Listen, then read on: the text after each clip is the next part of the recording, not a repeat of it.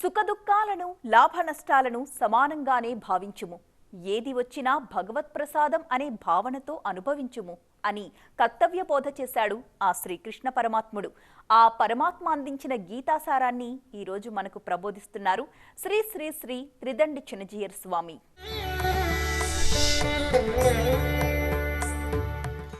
ఆపదామపహర్తారం దాతారం సర్వసంపదాం లోకాభిరామం శ్రీరామం భూయో భూయో నమామ్యహం. జై శ్రీమన్నారాయణ. ప్రియ భగవద్బంధువులారా,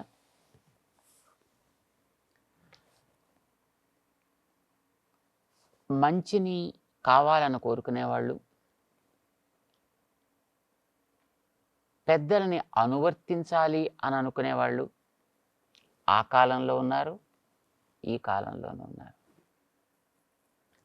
ఎక్కడైనా అవకాశం దొరికితే పని మానేద్దాం అనుకునేవాళ్ళు, తప్పించుకు తిరుగుదామని అనుకునేవాళ్ళు, లేదు పెద్దల్ని చూసి మంచి గుర్తించినా గుర్తించకపోయినా ఎక్కడైనా ఏదైనా తప్పించుకునే అవకాశం కనిపించినట్లయితే దాన్ని వాడుకుందామని చూసేటటువంటి వ్యక్తులు ఆ కాలంలో ఉన్నారు, ఈ కాలంలో ఉన్నారు. మనిషి ఎప్పుడు మనిషే. తెలుగులో ఏదో పాట ఏదో విన్నట్టు గుర్తు, ఎప్పుడో ఏదో దేశము మారెను, కాలము మారిను, ఏదో ఇంకోటి ఏదో మారిపోయినో, అయినా మనిషి మారలేదు అని. హిరణ్యకశిపుడు, హిరణ్యాక్షుడు ఉండే రోజుల్లోనూ ఏ స్వభావాలు ఉన్నాయో అవే స్వభావాలు రామావతార కాలంలో ఉన్నాయి, అవే స్వభావాలు కృష్ణావతారంలో ఉన్నాయి, అవే స్వభావాలు ఈ కలియుగంలో కూడా హాయిగా ఉన్నాయి. తేడా అలా వెనకాతల నడిపించేటటువంటి వాళ్ళు ఉండేటప్పుడు, సరిచేసే వ్యక్తులు ఉండేటప్పుడు, ఆ రోజుల్లో త్వరగా సరిచేసేటటువంటి ప్రయత్నం వాళ్ళు చేసేవాళ్ళు, సరి చేయించుకునే ప్రయత్నం వీళ్ళు చేసేవాళ్ళు. కానీ క్రమంగా కాలం మారుతూ వచ్చేటప్పటికి వీళ్ళల్లో కొంచెం కాస్త ఆ మొండితనం పెరిగిందన్నమాట. అంటే ఇష్టమైందైతేనే చేయడం, ఇష్టం కానిదైతే మానేయడం, చెబితే వింటున్నట్టుగా నటించడం కానీ వినకుండా పోవడం, ఏదో పైకి ఒక మాట చెప్పడం లోపల ఒక భావన చేయడం, ఇలాంటివి ఈ కలియుగం వచ్చేటప్పుడే కొంచెం పెరిగాయి తప్ప నిజానికి మనిషి ఎప్పుడు కూడా మనిషే. అందుకోసమే శ్రీకృష్ణుడు 23వ శ్లోకం 3వ అధ్యాయంలో మమ వర్తమ అనువర్తంతే మనుష్యాః పార్థ సర్వశః అని అంటాడు ఆయన. మనుషుల గురించి చెప్తున్నాడు ఆయన. మిగతా వాటిల్లో ఎక్కడ పెద్ద ఆయనకేమి ఇబ్బంది కనిపించలేదు. అవి అన్నీ మిగతా ప్రాణులన్నీ హాయిగా వాటి పనులు అవి చేసుకుంటాయి. అదేదో మానేసే రకం మనిషే. అనువర్తంతే అని వర్తమాన కాలం ప్రయోగిస్తాడు ఆయన. నిజానికి ఏం చెప్పాలి? నేను కనుక ఇలా చేయపోయినట్టయితే మమ వర్తమ అనువర్తేరన్ మనుష్య పార్థ సర్వశః. అనువర్తేరన్, నన్ను అనువర్తిస్తారాయా, నేను చేయకపోతే వాళ్ళు కూడా మానేస్తారాయా అనాలి. అలాగే మాట అలే కదా మనం అంటాం. మానేస్తారయ్యా అనలే, మానేస్తున్నారయ్యా అన్నాడు ఆయన. అంటే అనువర్తిస్తూ ఉన్నారు. ఆయన చెప్పే నాటికి ఈవేళ మనం చెప్పుకునే నాటికి కూడా అంతే అని అర్థం. మనిషి ఎప్పుడు మనిషే. అందుకోసమని మనిషికి వెనకాతలు నడిపించడానికి ఎప్పుడు కూడా ఒక ప్రేరణ కావాలి. ఈ ప్రేరణ అనేది ఒకటి శాస్త్రం వల్ల, రెండు బోధించేటటువంటి గురువుల వల్ల ఏర్పడుతూ ఉండాలి. ఇవి రెండు కూడా సాగేటటువంటి నీటిని రక్షించడానికి రెండు వైపులా ఏర్పడ్డ రెండు గట్ల లాంటివి అన్నమాట. ఈ గట్లు ఎంత గట్టిగా ఉంటే ఆ లోపల సాగే నీరు అంత సవ్యంగా చేరాల్సిన లక్ష్యానికి చేరుతూ ఉంటుంది. ఇందులో ఏది కాస్త బలహీనమైనా ఆ నీరు వ్యర్థం అవుతుంది. మన శ్రద్ధ అంతా కూడా నీటి లాంటిదని అనుకుందాం. శాస్త్రాన్ని అనుసరించడం ఒక ప్రక్కన, శాస్త్రాన్ని అనువర్తించేటువంటి గురువుల యొక్క మాటని వినడం అనేటటువంటిది మరొక పక్కన. మనకి ఇవి 2 ఎప్పుడుకు 2 గంటల్లో ఉండవు. కేవలం గురువులయ్యి వాళ్ళు శాస్త్రాన్ని తిరస్కరించే వాళ్ళైనా మనకు ఉపకారం కాదు. కేవలం శాస్త్రం ఉంటే దాన్ని బోధించే వ్యక్తులు లేకపోయినా మనకి దాంట్లో ఉండేటువంటి విషయాలు అంత స్పష్టంగా తెలియవు. అయితే ఈ చెప్పేటటువంటి మహానుభావులైనటువంటి వ్యక్తులు కేవలం మనుషులుగా మాత్రమే మనకు ఉంటారు అని అనుకోనక్కర్లేదు. మనకి భాగవతం లాంటి గ్రంథాల్లో మనం గతంలో విన్నాం. చాలా గొప్ప జ్ఞాని అయినటువంటి అవధూత యదు మహారాజుతో చెబుతూ, నాకు 24 మంది గురువులు ఉన్నారయ్యా మొత్తం ఈ ప్రకృతి నిండాను అని అంటాడు. మంచిని చెప్పేటటువంటి మహనీయులు ఎప్పుడు ఎక్కడ ఉన్నప్పటికీ కూడా వారి నుంచి ఆ మంచిని మనం గ్రహించడం అనేది అందరి బాధ్యత. ఒక ఆచార్యుని నువ్వు ఆశ్రయించు, సాగు. కానీ మంచి ఎక్కడెక్కడ లభిస్తే అక్కడక్కడల్లా దాన్ని గ్రహించు. దాన్ని నీ జీవితంలో అది నువ్వు గతంలో విన్నదానికి తెలుసుకున్న దానికి విరుద్ధం కానప్పుడు దాన్ని అనువర్తించడంలో ఏం పెద్ద తప్పేమీ లేదు. ఇది అనువర్తించదగినది. కానీ మనిషి మంచిని అనువర్తించడం కంటే చెడుని అనువర్తించడానికే ప్రయత్నం చేస్తాడు. దేవతలు ఎప్పుడు కూడా మనకి వెనకాతల ఉండి కాపాడుతూ ఉంటారు. సందేహం వస్తుంది కొంతమందికి, ఏమండి దేవతలు ఎప్పుడు వెనకాతలు ఉంటారంటే హాయిగా వెనకాతలు ఉండి ఎప్పుడైనా తప్పు చేస్తుంటే వచ్చి ఏయ్ ఎందుకు చేస్తున్నావు అని ఒకసారి బెదిరించారనుకోండి, ఇంకోసారి ఇప్పుడు మనం తప్పు చేయం కదా. తప్పు చేసేదాకా చూసి ఆ తర్వాత దండన ఎందుకండి విధించడం? వీళ్ళు తప్పు చేయించడం ఎందుకు, దండన విధించడం ఎందుకు? ఇగో చూడండి, కొన్ని డిపార్ట్మెంట్లు ఉంటాయి చూడండి, వాడు అకౌంట్స్లో ఎక్కడో తప్పు చేసేటట్టు చేసి అక్కడి నుంచి వాడిని పట్టుకుని వాడి మీద కేసులు నమోదు చేస్తుంటారు. ఎందుకు? ఆ చేయించడం ఎందుకు, వాడికి దండన విధించడం ఎందుకు? అంటే నిజానికి వాళ్ళు చేయించరు. చేసే స్వభావం వీడిలో ఉండేటప్పుడు ఆ స్వభావాన్ని తగిన దండనతోటి సరిచేయడం కోసం వాళ్ళు ప్రయత్నం చేస్తారు. మంచేనా అంతే.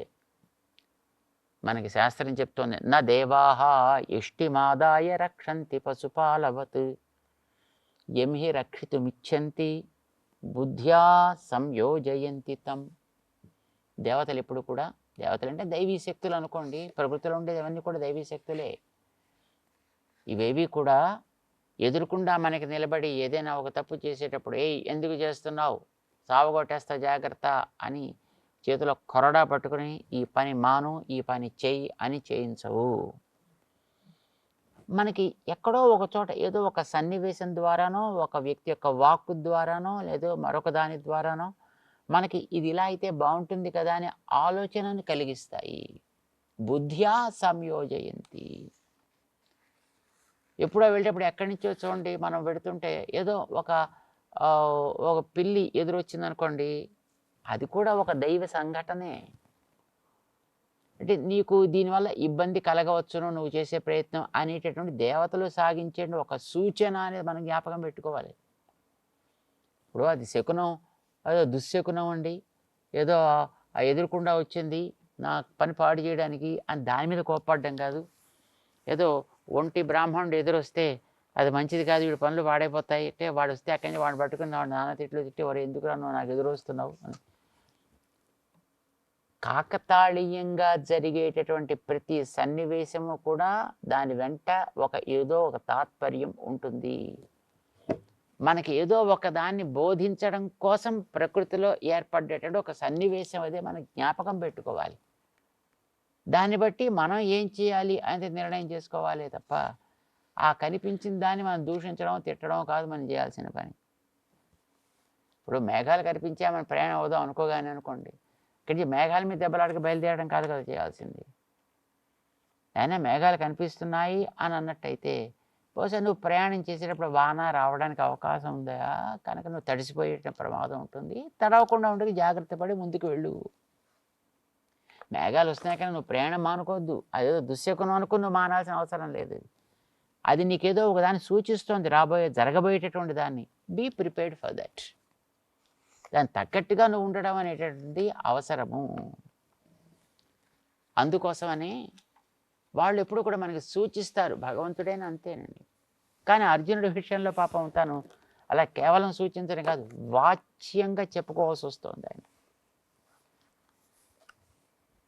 నేను కనుక సవ్యంగా లేకపోయినట్లయితే మమ వర్త్మ అనువర్తంతే, వీళ్ళంతా కూడా నా మార్గాన్ని పట్టేస్తారయ్యా. ఓకే, పట్టారనుకో, పడితే ఏమైంది? ఇప్పుడు నీకేం కాలేదు కదా, అంటే నాకేం కానీ సమర్థుణ్ణి కనుక ఏం జరిగినా దాన్ని తట్టుకోగలుగుతాను. కానీ మరి నువ్వు, ఇప్పుడు డాక్టర్ గారు పేషెంట్ దగ్గర పెడుతున్నాడండి, ట్రీట్మెంట్ చేస్తున్నాడు. పేషెంట్ల మధ్యకి వెళ్ళేటప్పుడు, ట్రీట్మెంట్ చేసేటప్పుడు అట్నుంచి ఏదైనా ఒక వైరస్ లాంటిది వస్తే దాన్ని తన మీద పడకుండా ఉండడానికి తగ్గట్టుగా ఈయన ఏదో తనకి తర్వాత ఆ శానిటైజర్స్ ఏదో మాట్లాడో, లేదా దాన్ని క్లీన్ చేసుకునో, బాగా సర్దుకునో, దానికి కావాల్సిన మందులు వేసుకునో ఈయన ఆరోగ్యాన్ని బాగు చేసుకోగలుగుతాడు. ఆయనే పెడుతున్నప్పుడు మనం ఎందుకు వెళ్ళకూడదండి అని మనం కూడా అట్లాంటి వ్యక్తుల మధ్య తిరగడం ప్రారంభించామనుకోండి. అందులోని ఇప్పుడు ఈ కాలంలో ఇది మరీ అవసరం కదా.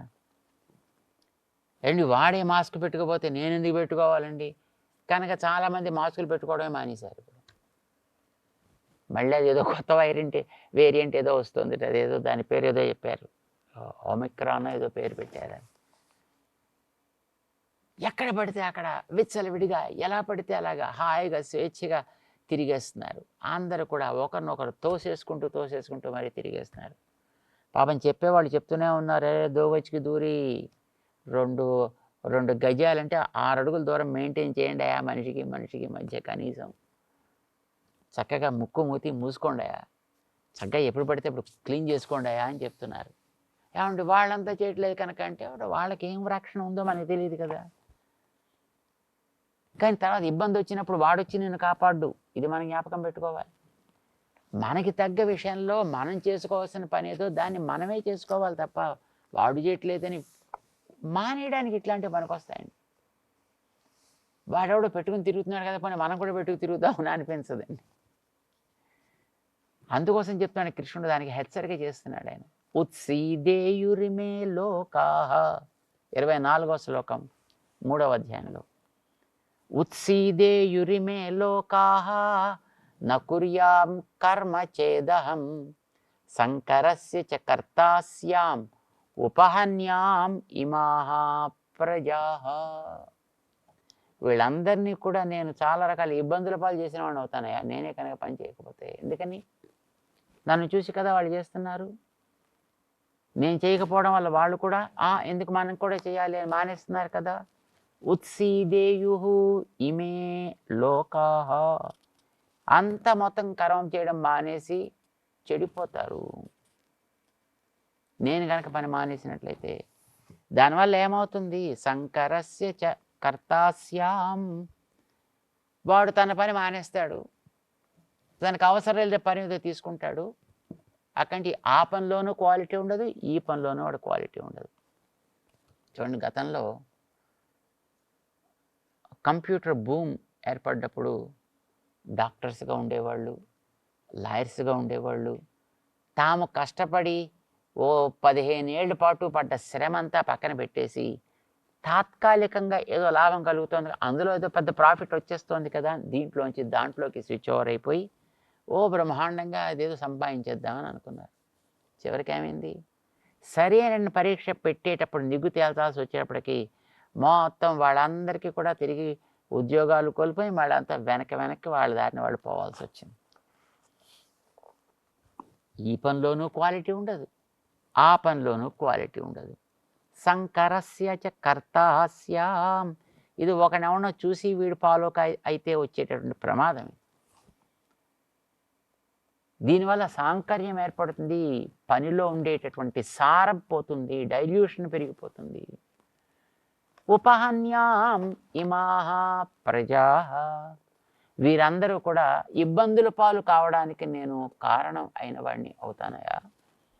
కానీ అలా కావడానికి వీల్లేదు కనుక నియమం ఏమిటి అనేటటువంటి దాన్ని గుర్తించాలి. బాధ్యతని పరిపాలన చేయుట, శ్రద్ధగా పనిచేయుట, ఇది మనిషి అయినటువంటి వాడికి చాలా అవసరం. తప్పకుండా చేసి తీరవలసింది సుమా. మనిషి జన్మ లభించడమే కష్టమయ్యా అసలు. వచ్చిన దాంట్లో చేయవలసిన బాధ్యతలు మనం చేయకపోతే మళ్ళీ ఇలాంటి మానవజన్మ ఎప్పుడు వస్తుందో మనకేం తెలుసును కనుక. జత ఈ వచ్చిన అవకాశాన్ని మనం పాడు చేసుకుని మళ్ళీ ఎక్కడో కిందకి దిగజారిపోకూడదు సుమా. శరీరం అయితే పర్మనెంట్ కాదు కదా, ఇది పోవడం ఖాయం. పోయిన తర్వాత మళ్ళీ ఎక్కడికి పెడతాం అనేది ఎవరికి తెలియదు కదండి. అంచేత మనం క్రిందకి దిగజారకూడదు ఎప్పుడు కూడాను. పైకి ఎక్కేటువంటి ప్రయత్నం చేయాలి. అది శ్రమ అయినప్పటికీ, కష్టస్పర్శ అయినా, సుఖస్పర్శ అయినా, దుఃఖం వచ్చినా, సుఖం వచ్చినా బాధ్యతను నెరవేర్చుకుంటూ వెళ్ళాల్సిందే. మానడానికి వీల్లేదు సుమా అంటూ శ్రీకృష్ణుడు అర్జునుడిని హెచ్చరిస్తున్నాడు సమాజ శ్రేయస్సు కోసం అంటూ. వందే గురు పరంపరాం. జై శ్రీమన్.